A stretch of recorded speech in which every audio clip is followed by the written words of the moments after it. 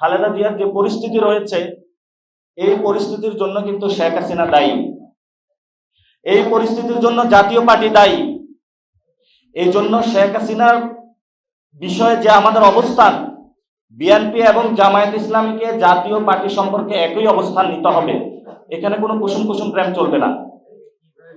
কারণ আজকে খালেদা জিয়ার যে পরিস্থিতি অথবা অন্যান্য রাজনৈতিক নেতৃবৃন্দের যে পরিস্থিতি, এটাতে শেখ হাসিনা আওয়ামী লীগ যেমন দায়ী, জাতীয় পার্টি সমভাবে দায়ী।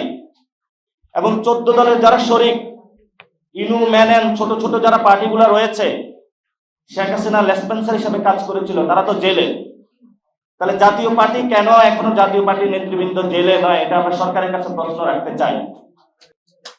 সরকার এটা তখনই করতে পারবে যখন জাতীয় পার্টিকে কোনো একটি নির্দিষ্ট দল থেকে ব্যাকআপ বন্ধ করে দেওয়া হবে। আমরা সেই নির্দিষ্ট দলের কাছে আহ্বান রাখবো, জাতীয় পার্টির পক্ষে ব্যাকআপ বন্ধ রাখুন।